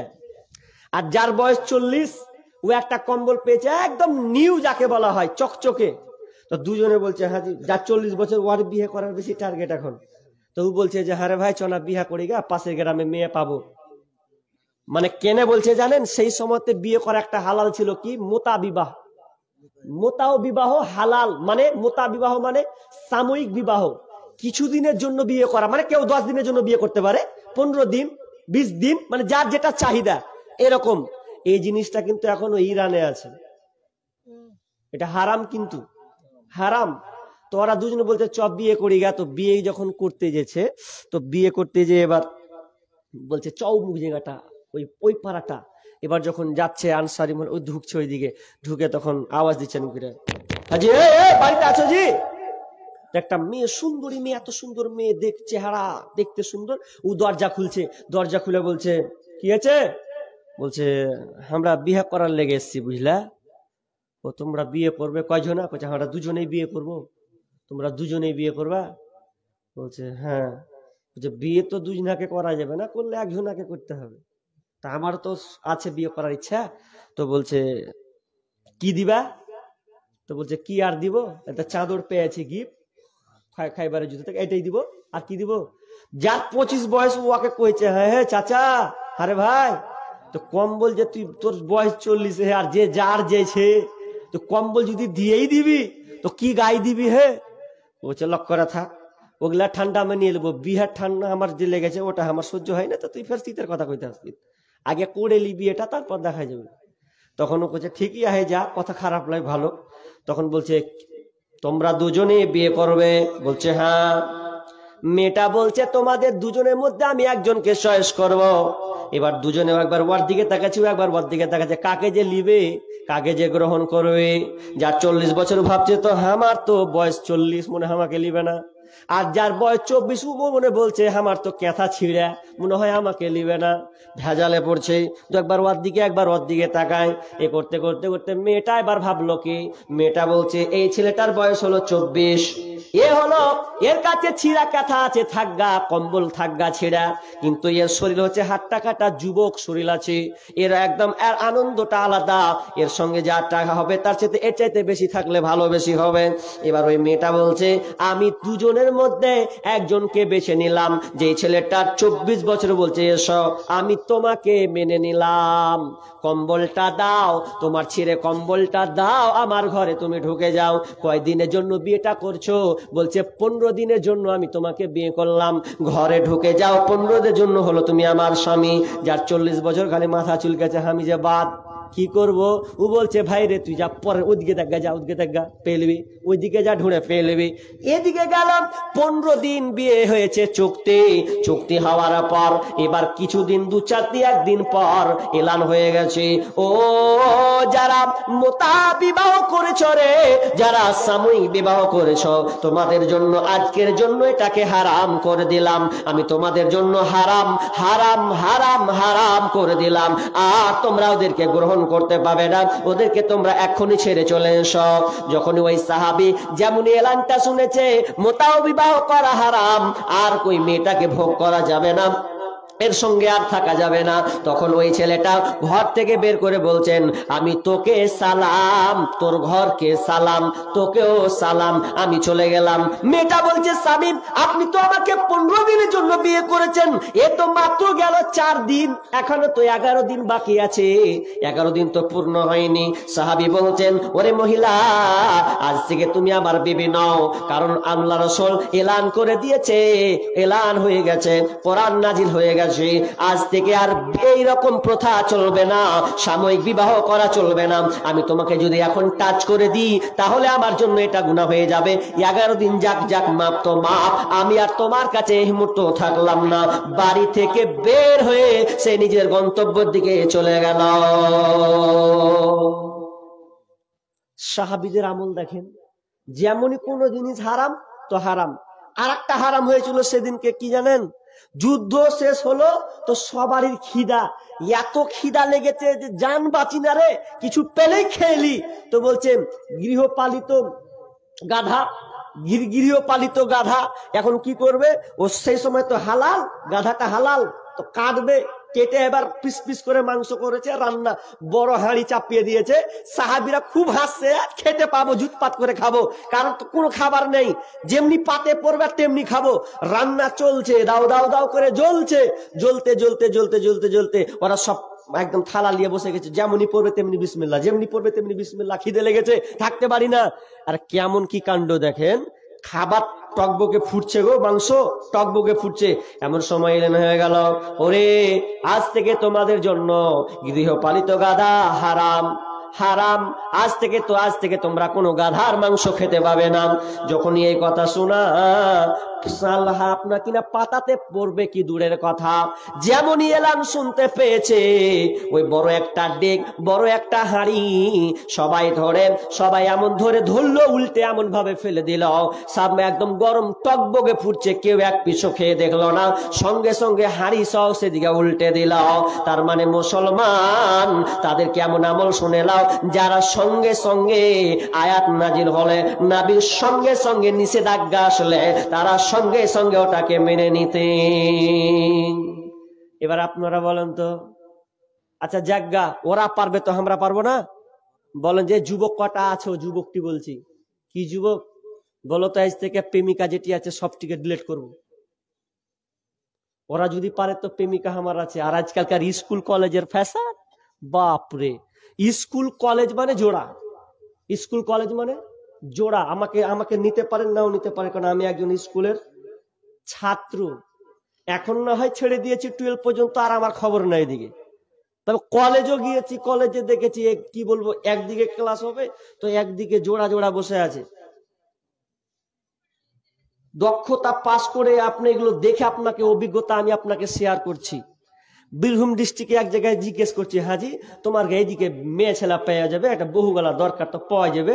তোর সোজাই কয়েছে কি জানেন, লিবেন কথা রের কি করে হোক আর যেমন করে হোক। তা আমি হাকিকাতি ধরেছি, কি কয়েছে, কইছে আমার গায়ে দিকে বেটি ছেলা সবটি বুকিং আছে। বলছে বুকিং আছে, কেমন কথা জি? বলছে স্কুল কলেজে যেটি আছে সবটিকের বুকিং আছে, তো এইদিকে আর বেটি ছেলা হার দিকে পাবে না, সব জোড়া জোড়া লিয়ে আছে। কথা তো একদিক দিয়ে খারাপ নয়, ঠিকই কইছে। মেয়েদের সমান অধিকার, মেয়েরা করে হাট বাজার, দেখায় ফ্যাশন, ও ভাইয়া তাদের দেখায় কি সুন্দর। মেয়েদের সমান অধিকার, বরখাটা পরে তারা প্রথাটা মানিয়া, নতুন যুগের ট্যাডি ফ্যাশন করে জোর করিয়া। এদের বলার কিছু নাই বর্তমানের জামানায়, কি বলবো রে ভাইয়া, এদের দেখায় কি সুন্দর, মেয়েদের সমান অধিকার। মোবাইলে কথা বলে প্রেমিকেরই সাথে, ঘন্টার পর ঘন্টা চলে যায়, কোনো খবর রাখে না যে। মোবাইলে কথা বলে প্রেমিকেরই সাথে, ঘন্টার পর ঘন্টা চলে যায়, কোনো খবর রাখে না যে। গজব দুনিয়াতে ভাই, আসতে দেরি তো আর নাই, গজব দুনিয়াতে ভাই, আসতে দেরি তো আর নাই। কি বলবো রে ভাইয়া, তাদের দেখায় কি বদকার, মেয়েদের সমান অধিকার। কলেজেতে যাই গো তারা লিখা পড়ার নামে, লিখা পড়া ছেড়ে তারা শুধু প্রেমের আলাপ করে, ওরা প্রেমের আলাপ করে। কলেজেতে যাই গো তারা লিখা পড়ার নামে, লিখা পড়া ছেড়ে তারা প্রেমের আলাপ করে, ওরা প্রেমের আলাপ করে। এদের মা বাবার বলার কিছু নাই, এদের মা বাবাদের বলার কিছু নাই বর্তমানের জামানায়। কি বলবো রে ভাইয়া, তাদের দেখায় কি বদকার, মেয়েদের সমান অধিকার না। খবরদার না, আপনি একজন মুসলিম বোন, তুমি একজন মুসলিম মেয়ে, মুসলিমা, আপনি একজন মুসলিম, আপনি মুসলিম, ওরা মুসলিমা। তাহলে শুনেন, সাহাবীরা, সাহাবীদের আমল যদি সঙ্গে সঙ্গে তারা কোরআন হাদিসকে মানতে পারে, তাহলে আমরাও তো তাদের উত্তরসূরি, তাহলে আমাদেরকেও দেখাতে হবে, আমরা কেন পারবো না? শুনেলেন, আমরা এমন একটা মুসলমান হয়েছি, আমাদের উপরে যদি আল্লাহর আযাব চলে আসে, জালেম শাসক যদি আমাদেরকে আঁকড়ে ধরে, তো আমাদের দোয়া করে কোনো ফায়দা হবে না, আল্লাহ তাআলা আমাদের দোয়া কবুল করবে না, যতক্ষণ না পর্যন্ত আমরা আল্লাহ দিনের দিকে ফিরে না আসবো। আল্লাহ নিজেই বলেছেন, ইন্নাল্লাহা লা ইউগাইয়িরু মা বিকওমিন হাত্তা ইউগাইয়িরু মা বিআনফুসিহিম। আল্লাহ বলছেন, যতক্ষণ না পর্যন্ত তারা নিজের অবস্থানকে পরিবর্তন না করবে, আমি আল্লাহ ওদেরকে আমিও আল্লাহ তাদেরকে তাদের অবস্থান পরিবর্তন করব না। যুবকের কথা যখন ঢুকে গেছে, একটা কথা বলে দেখি, আল্লাহ তাআলা বলছেন, ওয়ালা তাকরাবুজ জিনা ইন্নাহু কানা ফাহিশাতাও ওয়া সাআ সাবিলা। আল্লাহ সুবহানাহু ওয়া তাআলা বলছেন, খবরদার তোমরা জিনার নিকটবর্তী হবে না, কারণ জিনাটা সবচাইতে নিকৃষ্ট একটি কাজ, নিকৃষ্ট একটা পথ। কোন ছেলে কোন মেয়ে যদি জিনার মধ্যে একবার ঢুকে যায়, যদি একবার সে আবহাওয়াটা খেয়ে নেয়, যদি একবার ওই পথে চলে যায়, আল্লাহর কসম করে বলি, সহজে সে ওইখান থেকে ফিরে আসতে পারবে না। শুনেন মুরব্বী, লাশ কথা বলছি, এটা ভালো করে কান দেন। এখানে মরল সর্দার সবাই আছেন, অনেকে দায়িত্বশীল আছেন, বিচার করেন, তারাও আছেন, ভালো করে শুনেন। নেই, জেনাটা খুব খারাপ জিনিস, খারাপ জিনিস নয়। আপনার সমাজে জেনাটা বেড়েছে না কমেছে? বেড়েছে। যদি না বাড়ে তো আপনি কেন যাচ্ছেন পালিয়ে যাওয়া বিয়ে গেলা পড়িয়ে দিয়ে আসছেন? ওগুলা জেনা নয়, জেনা। আপনি বলছেন 3 ছেলের মা পালাচ্ছে, খাবে না, এক জায়গায় 2 ছেলের মা পালিয়ে গেছে একটা ছেলের সঙ্গে, তো বিয়ে হয়ে যাচ্ছে। আরে জেনা করেছো তুমি, তোমাকে তো পিটা দরকার ছিল, তো পিটলো না, কি হচ্ছে? পুলিশ প্রশাসন সবকিছু হাজির, বলছে তুমি এর ভাত খাবে না। ছোট 7-8 বছরের ছেলে, 2টা ছেলে গো, মা বলছে, মা গে তোকে কাল থেকে দেখতে পাই না গে মা, তুই কোনটা গেছিলি, খাইনি ভাত মাত। তো এত কিছু বলছে, তাও ওই খেপির দয়া হয় না, ও আপনার ধাক্কা মারছে ছেলেকে, ধর যা। এখন প্রেমিকের স্বাদ পেয়েছে, 2 ছেলের মা ছেলেটাকে দেখলো না, ওর ভাইরা তখন ওটাকে নিয়ে নিল, বাচ্চা দুটাকে দিয়ে। শেষমেশ কি হলো? যার সঙ্গে পালিয়েছে ওকে বিয়ে করলে, কারণ এটা আপনি ঠেকাতে পারবেন না। 2018 সালে পরকীয়াটাকে বৈধ করা হয়েছে, ভারত সরকার লাইসেন্স এটা দিয়েছে, অধিকার 2018 সাল থেকে চলছে। এটা কোনো মেয়ে যদি বলে আমি এর স্বামীর ভাত খাবো না, তাহলে আমি কি করি? আমি অন্যজনের মুখের ভাত খাবো, যাও তোমার জন্য অফার আছে, সরকার খুব ভালো কাজ করেছে। এই হচ্ছে অবস্থা। অথচ জেনাগুলো কিভাবে 6 লাভ চলছে। একটা বুখারীর হাদিস আছে, আপনাকে ভালো করে বলছি, বুখারীর হাদিস। ওই বুখারীর হাদিসে একটা ঘটনা আছে, আমার বিন মাইমুন তিনি নিজে বর্ণনা করছেন। কি বলছেন জানেন? বলছে, আমি ছাগল চড়াতে গেছি অনেক উঁচাতে, ছাগল চড়াতে আমি দেখলাম বানরের দল, হুল্লু যাকে বলা, আমরা হুল্লু বলি, বানর, ওই হুলমান বানরের দল, তারা একটা গোষ্ঠী, একটা দল তারা আসে। ওই বানররা একটা স্বামী স্ত্রী বানর, 2 জনে ঘুমিয়ে আছে, স্বামী স্ত্রী বানর 2 জনে পাশাপাশি ঘুমিয়ে আছে। এমন সময় একটা মেয়ে বানর একদিকে শুয়ে আছে, আর একটা অপর কোন একটা হনুমান এসে, ছেলে হনুমান বা আপনার কিনা বানর এসে ওই মেয়েটার পাশে গিয়ে শুয়ে গিয়ে, তো মেয়েটার সঙ্গে ওই আপনার কিনা মেয়ে বানরের সঙ্গে একটা আলাদা স্বামী নয়, একটা বানর এসে মেয়েটার ওই আপনার কিনা বানরের সঙ্গে খারাপ আচরণ শুরু করে দিল। তার মানে তারা সঙ্গে খারাপ আপনার আচরণ, মানে তারা 2 জনে একটা মিলন হয়ে গেছে। স্বামী তার ঘুমিয়ে আসে। এমন সময় আমার হুবেন বলছেন, আমি সব কিছু দৃশ্য যেন আমি দেখতে পাচ্ছি।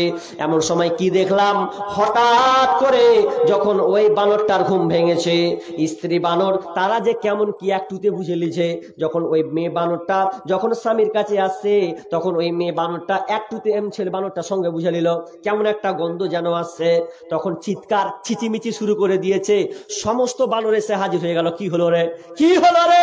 তখন সমস্ত বানর এসে দেখছে আশ্চর্য একটা ঘটনা। বলছে, আমার এই স্ত্রী বানরটা ওই পরপুরুষ বানরের সঙ্গে খারাপ সম্পর্ক করেছে। তখন সবারই মাথা খারাপ। আমার বিন মাইমুন বলছে যে আমি এগুলো সব দৃশ্য দেখতে পাচ্ছি। তো দেখতে দেখতে এক পর্যায়ে দেখলাম যেই ছেলে বানর আর ওই মেয়ে বানর দুইজনকে একটা একটা ফাঁকা জায়গায় নিয়ে গেল। নিয়ে যাওয়ার পর সবাই পাথর নিল, পাথর, বুখারীর হাদিস বন্ধুরে, পাথরটা নিয়ে সবাই মেয়েটাকে ছেলেটাকে দুজনকে মারছে। মারতে মারতে মারতে দুজনকে তারা মেরে মেরে মেরে মেরে রজম করে দিল। আমার বিন মাইমুন নিজে বলছেন আমি দৃশ্য দেখে আমিও নিজে থামতে পারলাম না, আমিও একটা পাথর নিলাম আর ওই পাথরটা নিয়ে আমি ওই বানর দুজনকে আমি মারতে লাগলাম। পশুরাও বুঝে যে জেনা করলে তো রজম করতে হবে তোকে। আর আমরা ভারতের মানুষ, বাংলাদেশের মানুষ, আইন তো নেই, তবে আইনটা কত কড়া। যদি করা জানতাম আমরা তাহলে কোন একটা ছেলে মেয়েটার সঙ্গে খারাপ রিলেশন সম্পর্ক করতে পারতো না। অথচ অহরহ যার 12টা গেলে দেখবেন ও ঘুমাই না, ওপর দিকে তাহাজ্জুদ নিয়ে বসে থাকে, দোয়া করেও। দোয়া মানে কি? মোবাইলের দোয়া এইরকম করে নিয়ে থাকবে, টিপুস টুপুস টুপুস টুপুস করে খালি পাঠাবে। হাত তুলে দোয়া আর ওই মোবাইলের দোয়া একই, নিনার হয় না। সকাল ওই ভোর 4টা হবে তখন ও বেঈমান ঘুমাবে, ফজরের কোনো ধার ধারে না। তা এইরকম হালাত, তো ভাবেন তো কত কড়া। মুসলিম শরীফের হাদিস আছে, কোন ছেলে মেয়ে যদি ধরা পড়ে কোন জায়গায় যদি ধরা পড়ে, যদি তারা দুজনে জেনা ব্যভিচার করে, ছেলে হলে যদি বিয়ের আগে হয় তো বিয়ের আগে হলে ওদেরকে কি করো, 100 বেত্রাঘাত লাগাও, 100 বেত্রাঘাত তাকে মারো। বিয়ের পর যদি হয় তাহলে ওকে রজম করো, ওর বাঁচার কোনো পথ নাই। পৃথিবীতে অনেক পাপ আছে, বাঁচার পথ আছে, কিন্তু এটা এত জঘন্য পাপ, এত জঘন্য পাপ। আরে সাহাবীদের মধ্যে অনেক সাহাবী, মেয়ে মহিলা সাহাবী, তারপর ছেলে সাহাবী, তারা পর্যন্ত এই জেনাতে কোনো পাপে স্লিপ খেয়েছে, তারা বলেছেন রজম করে দেন। আল্লাহ রাসূল তো তাদেরকে বলতেন যে আল্লাহর কাছে যা ক্ষমা চেয়ে নাও, এটা প্রচার হয়ে গেল, আল্লাহ ক্ষমা করে দেবে। কিন্তু না, দেখলো যেহেতু প্রচার হয়ে গেছে, জঘন্য পাপ, তাহলে তো বাঁচার পথ নাই, তোমাকে রজম করে দিতে হবে, মরতেই হবে। আজকে আমরা কত দেখছি দেওর ভাবির সঙ্গে সম্পর্ক, বলার কথা নয়। মেয়েদের ব্যাপারে একটা হাদিস শেষে বলবো, শেষে বলে আমি আলোচনা শেষ করে দিব। তবে এই কথাটা ভালো করে শুনেন, কি যদি বিয়ের পর কোনো ছেলে কোনো মেয়ের সঙ্গে যদি বিয়ে হওয়ার পরেও যদি সম্পর্ক রাখে, তার সঙ্গে খারাপ রিলেশন জড়িয়ে যায়, তাহলে তাকে রজম করে মারতে হবে। কেন এই বিধানটা দিলেন? বিধানটাতে লাভ আছে। যদি আরব দেশে এখনো আইনটা চালু আছে, এজন্য আপনি জেনা পাবেন না, খুব পাবেন না। ধরা পড়লে আর বাঁচার পথ নাই। কি করবে? উদাহরণস্বরূপ, যদি আপনি একটা ছেলে ধরা পড়লো, ধরার পর যদি আপনি মারেন, যদি ওকে বলেন চল ওকে মাঠে একদম ফাঁকা ময়দানে নিয়ে যান, নিয়ে যেয়ে ওকে বলেন যে ওকে পুত কোমর পর্যন্ত, এবার সবাই ওকে যদি রজম করে দেয়, কোনো ছেলে বলবে না বিয়ে করার পর আমি কারোর সঙ্গে সম্পর্ক করি, ও জীবনও করবে না। একটা গেল। কিংবা যে ছেলে এখনো বিয়ে করেনি, প্রেমিক প্রেমিকার সঙ্গে স্কুলে সম্পর্ক লাগিয়েছে, ও যদি ধরা পড়ে যায় আর ওকে যদি বলা হয় ওকে 100 জুতা পিট ওকে মার। আচ্ছা, লোকের সামনে যদি 50 বাড়ি হয়ে যায়, 5টা ছেলে যদি আসে তাও বলবে হবে ছোড়াকে 50 বাড়ি মারলে আরো ফের 50 বাড়ি মারবে, কিসের লেগাবে? সাইকেল টাইকেল চুরি করে হলো নাকি? বলছে না হবে, এই ছড়া ধরা পড়েছে, অমুকের বেটিকে ধরতে যায়, ওই জন্য ওকে পিটছে কুত্তা পিটার মতন। তখন ওরাই 5 জনা তখন বলবে ঠিকই বে শালা, যদি তোর সম্পর্ক আছে, তুই যদি ধরা পড়িস তোকে কুত্তা পিটা করে মারবে, তো ঠিকই, তাহলে তো মেয়ের খেতে যাবো না, মান সম্মানের ব্যাপার আছে। জায়গা আজ থেকে বান্ধবীকে কহে দেবো, চলা তোর সাথে আর কোনো সম্পর্ক নাই। বা কোনো 5টা মেয়ে যদি আসে, তো ওরাই বান্ধবী জিজ্ঞাসা করবে, হ্যাঁ সখিনে তোর ওই মেয়েটা কিসের লেগা মারছে রে? বলছে খেপি জানিস না, তো উমুকের বেটার সাথে ধরা পড়েছে, ওই লেগা মারছে। বলছি ঠিকই নাকি? তখন ও তখন মনে মনে করবে, তাহলে আমার সঙ্গে তো ওই ভালুকা ছেলেটার সঙ্গে সম্পর্ক আছে, তার থেকে যাবো না, হাগা ছাকছার দিকে, না তো হামো ধরা পড়লে হামাকেও মারবে রঙিড়ে। তো এই জিনিসটা যখন থাকবে, তো কেউ তো এটাকে করলে গ্রহণ করবে না, কেউ নিবে না। কিন্তু বিচার গালা উল্টা হচ্ছে। কি উল্টা হচ্ছে? যে পয়সাওয়ালা আছে ও হাওয়া, পয়সাওয়ালা হাওয়া হয় না, যে গরিব ওকে ঘুরিয়ে ফাইন করে, পয়সাওয়ালা যার শক্তি বেশি ওকে ফাইন করে না। দেখবেন শয়তান মূল্য একটা স্বভাব, মাফ করবেন আমাকে, এটাই হচ্ছে। যারা বিচার করতে যায়, বিচার করছে কি উল্টা, আরে না পারো তো ছেড়ে দাও, যা হবে আল্লাহ দেখে নেবে। বিচার করছে কেমন? তো বলছে এই তোমার বেটি যে ছেলের সঙ্গে ধরা করলে, করতে করতে করতে করতে করতে ছেলে যদি কমজোরি হয় তো ছেলেটাকে আগে জুতপাত করে ধরবে, মেয়েটা যদি ভালো বংশের হয় তো ওকে জুতপাত করে কহবে সালাকে 80,000 ফাইন কর। 80,000 ফাইন করবে, কি করবে? তখন মারলো কত, 60,000 না 70,000 টাকা দিবে, 10,000 টাকা হয়তো থাকলো। ওই 10,000 টাকা যদি বলে যে 10,000 টাকা মেয়ের বাপকে দিতে হবে, মেয়ের বাপকে দিয়ে দে 70,000। কেন দিতে হবে? কারণ মেয়েটার ইজ্জত নষ্ট করে দিয়েছে। আমাকে খুব খারাপ, যখন এই কথা বলে আমাকে খারাপ লাগে। মেয়ের ইজ্জত নষ্ট হলো, ছেলের ইজ্জত নষ্ট হয়নি? আচ্ছা কথার কথা, যে ছেলেটা ধরা পড়লো ওই ছেলেটাকে যদি দেখতে আসে কেউ, হাজি কাকে দেখতে গেছিলা? না তো এই শফিকুলের বেটাকে দেখতে এসছি। ছি ছি ছি ছি ছি, ওই ছোড়া ধরা পড়েছে কয়বার জানো? 3বার ধরা পড়া হয়ে গেল, আর ওয়ার্গের সঙ্গে বিয়ে দেবা? আচ্ছা বলেন তো ওই ছেলের বিয়ে হবে? আর জীবনও করবে না। খালি বেটি ছেলেটার ইজ্জত নষ্ট হলো, আর বেটা ছেলেটার কি হলো, ইজ্জত মানে লম্বা হয়ে গেল নাকি? দুজনই তো একবার মারতে হবে, দুজ নাকি ফাইন মারো, দুজ নাকি দাও একদম জুতপাত করে। কিন্তু না, যার যেটা অঙ্কে মোটা, সর্দার মরলে জিভা মোটা, ওখানে যেছে 70,000 10,000 পকেটে ভরলে 70,000 আর 10,000 দিবে না, বলছে মাথা খারাপ, তোকে বিচার করতে এসে আমি ফিরি ফিরি করবো নাকি? 10,000 ঢুকে নিল। ওই সর্দার মরলে বিচারের মাঠে কি যে হবে আল্লাহ জানে। 10,000 খেয়ে তুমি কত বড় লোক হবা? না, যদি না পারো ইনসাফ করতে ছেড়ে দাও, তোমাকে বিচার করতে হবে না, প্রশাসন আসবে দেখে বুঝে নেবে, কিচ্ছু করার নাই। আজকে কিন্তু এগুলাই হচ্ছে। আমরা পেরেছি কোনটা, আমরা ইসলামকে প্রাধান্য দিয়েছি, আরে খালি সপ্তাহে জুমার খুতবাটা পড়তে যাই, ব্যাস এতই আমরা খালাস হয়ে গেলাম। জি না, খবরদার না, অন্তত আপনাকে 5 ওয়াক্ত নামাজ পড়তে হবে। আমরা অনেকে 5 ওয়াক্ত নামাজ এখনো পড়িনি। আজ থেকে তওবা ইস্তেগফার করুন রে ভাই। নামাজ না পড়লে আপনি মুসলিম থাকতে পারবেন না। নামাজটা হচ্ছে একটা মুসলিমের পরিচয়।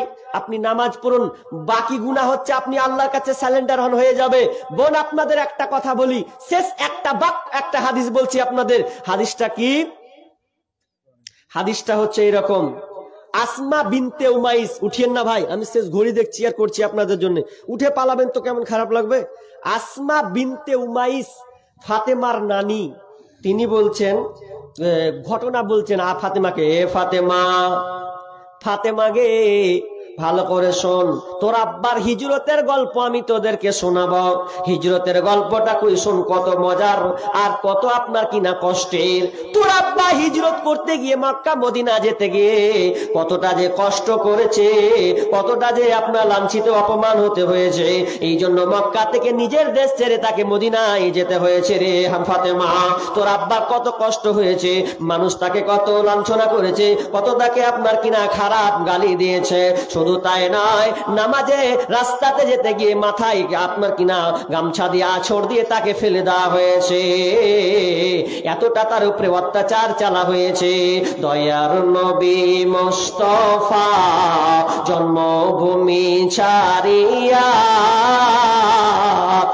আলীকে শুইয়ে দিলেন নিজের বিছানায়। দয়ার নবী মুস্তাফা জন্মভূমি ছাড়িয়া আলীকে শুইয়ে দিলেন নিজের বিছানায়।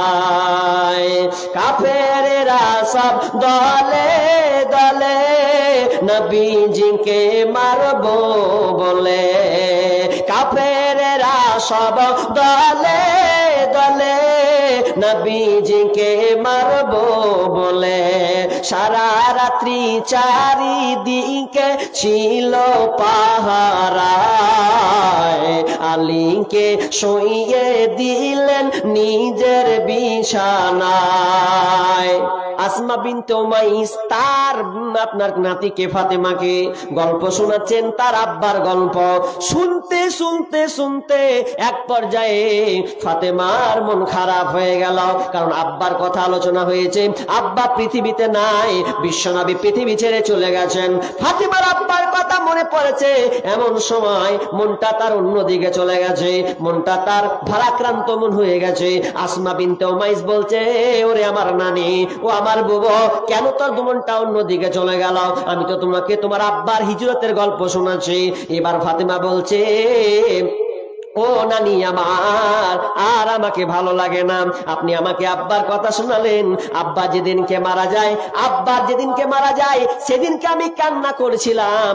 আমার আব্বা আমাকে অনেক কথা বলেছে, তার মধ্যে এটা একটা কথা বলেছিল, ফাতেমা রে আয় আয় আয় আমার কানের কাছে আয়। আমি কানের কাছে গিয়ে আমার আব্বা আমাকে বলেছিল, ফাতেমা কান্না তুই আর করিস না, আমার 6 মাস পরে তুই মারা যাবি, 6 মাস পরে তোর মওত হবে, তুই দুনিয়া ছেড়ে দিবি, তাড়াতাড়ি তোর সঙ্গে আমার মোলাকাত হবে মরার জগৎ কবরের জগতে। তো তুই এক কাজ কর, আর কান্না করিস না, নিজেকে ধৈর্য ধারণ কর।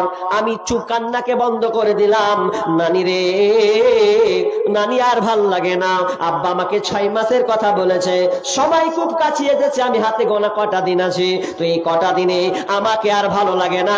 নানি রে যেদিন আমি মারা যাব আমি আজকে বেঁচে আছি, তার মানে আমি কত পর্দার মধ্যে আছি, আমি নিজেকে কতটা কন্ট্রোল রাখতে পেরেছি, তার মানে আমি নিজের আমার শরীরকে আমি ঢেকে রেখেছি।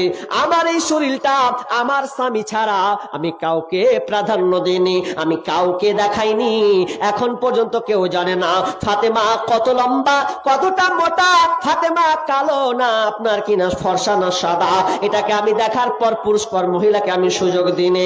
কিন্তু নানি রে যেদিন আমি মারা যাব ওদিনকে তো আমি লাশ, আমি তো আর নড়াচড়া করতে পারবো না, আমার হাত কাজ করবে না, পা কাজ করবে না, আমি তো নীরব একটা লাশ হয়ে যাবো গো নানি। কিন্তু আমার ভয় হচ্ছে আমি যেদিন মারা যাব আমার দেহটাকে মানুষ তো দেখতে আসবে, ফাতেমা বলে তো দেখতে আসবে, তখন তো আমাকে দেখে সবাই বুঝে নেবে ফাতেমা 3-4 ফুট লম্বা, 5 ফুট লম্বা, কি 6 ফুট লম্বা, কিংবা এত ফিট সে মোটা, দেখতে সাদা দেখতে কালো, তখন তো বুঝে ফেলবে। এই জন্য আমার মনটা খারাপ গো নানি, আর আমাকে ভালো লাগে না। কেমন মেয়ে, মরেনি গো, মরার আগে চিন্তা করছে যে আমি যে মারা যাব, তো এখন নাই বেঁচে আছি, ওনার মাথার কাপড়টা একটু সরলে এরকম করে দিয়ে আবার ঢেকে দিব, এটা আমার হাত কাজ করছে। তো যেদিনকে মারা যাব সেদিন তো সবাই, আমি নিজেকে ঢাকতে পারবো না, সব যখন দেখতে আসবে তো সবাই তো আমাকে বুঝে নেবে আমি কেমন তার চিন্তাধারা গো। আর আমাদের বর্তমানের বেটি ছেলেগুলাকে দেখেন, জালসাতে মেয়েগুলো এসেছে, কত সেজে সুজে এসেছিল, কত জনাদের দেখে পর পুরুষে দেখেছে আল্লাহ জানে, মাথার চুল উদাম করে, ঠোঁটে লিপস্টিক লাগিয়ে, আর কি এন্টিমেন্টি করে, আর কত রকমের পোশাক পরে যে ও রাস্তাতে গিয়েছে আল্লাহই জানে, কোনো ভয় নাই ওর। আর ফাতেমাকে দেখেন নিজের লাশের কথা ভাবছেন যে আমার লাশটা বেপর্দা হয়ে যাবে কিনা, এই জন্য তার মন খারাপ। আর আমাদের বর্তমানে বেটি ছেলে আওয়ারা ঘুরছে, ওর পিঠ ফাঁকা, ওর বুক ফাঁকা, আর ওর আপনার কিনা হাফ প্যান্ট পরা আর হ্যান্ড পরা, সব দিক বুঝা যাচ্ছে, একটু লাজ শরম নেই। ও আবার উত্তরসূরি হলো, ভাবতে পারেন। তখন আসমা বিনতে উমাইস তার নানিকে বলছেন, বুবু থাম থাম থাম, টেনশন করিস না। কেন গো নানি, চুপ থাক, তোকে আর এত চিন্তা করতে হবে না, আমি কথা দিচ্ছি রে নানি, এ ফাতেমা আমি তোকে কথা দিচ্ছি, তুই যেদিন মারা যাবি আল্লাহ হয়তো আমাকে বেঁচে রাখবেন, আল্লাহ জিনিসটা কবুল করক, তুই যেদিন মারা যাবি সেদিনকে আমি দায়িত্ব নিলাম, যখন তুই লাশ হয়ে যাবি কিছুই করতে পারবি না, আমি তোকে সুন্দর করে 4টা গম্বুজ দেব, 4 জায়গায় আমি ডালকে পুঁতে দেব, বড় করে একটা চাদর দিব, কাউরির ক্ষমতা নাই, তুই কতটা লম্বা তোর মুখ তো দেখা দূরের কথা রে, তোকে আমি এতটা লম্বা ভাবে রেখে চওড়া ভাবে দিব, কেউ এসে তোকে টের পাবে না ফাতেমা লম্বা না ফাতেমা মোটা, ফাতেমা সাদা না কালো, এটা কেউ দেখার কোনো সুযোগ রাখবে না। ওরে ফাতেমা তুই টেনশন মুক্ত থাক। যেমনই সঙ্গে সঙ্গে শোনা ফাতেমা সঙ্গে সঙ্গে বুবুকে বললেন, ও আমার বুবু রে, আল্লাহ যেন তোমাকে হেফাজতে রাখে। কিয়ামতের আলামাত এসে গেছে, তাই তো ঘরের নারী রাস্তায় নেমেছে, কিয়ামতের আলামাত এসে গেছে, তাই তো ঘরের নারী রাস্তায় নেমেছে। ওরে মাছ বাজারে কথা বলে মাছওয়ালার সাথে, স্বামী তাহার দাঁড়িয়ে আছে ব্যাংকটা নিয়ে হাতে, আর স্বামী নিলেন মাছটা টেনে, স্ত্রী দেয় টাকা গুনে, স্বামী স্ত্রীর যেন সেবক হয়েছে, কিয়ামতের আলামত এসে গেছে, তাই তো ঘরের নারী রাস্তায় নেমেছে। ওরে বরখা পরা বরখা চারা হাট বাজারে ঘরে তারা, ওরে বরখা পরা বরখা চারা হাট বাজারে ঘরে তারা, কেউ বা আবার বরখা পরা, কেউ আবার বরখা পরে টাইট ফিট করে রেখেছে, কিয়ামতের আলামত এসে গেছে, তাই তো ঘরের নারী রাস্তায় নেমেছে, কিয়ামতের আলামত এসে গেছে, তাই তো ঘরের নারী রাস্তায় নেমেছে। ওরে হাট বাজারে মার্কেটে যান দেখবে শুধু নারী, কেউ বা আবার সেজে কুজে করছে দোকানদারি, বেটি ছেলেও দোকানদারি এখন। ওরে হাট বাজারে মার্কেটে যান দেখবে শুধু নারী, কেউ বা আবার সেজে কুজে করছে দোকানদারি, আরে সবকিছুতেই আছে নারী, কেউ বা চালায় হোন্ডা গাড়ি, সবকিছুতেই আছে নারী, কেউ বা চালায় হোন্ডা গাড়ি, কেউ বা আবার অফিস আদালতে চাকরি করতেছে, কিয়ামতের আলামত এসে গেছে, তাই তো ঘরের নারী রাস্তায় নেমেছে।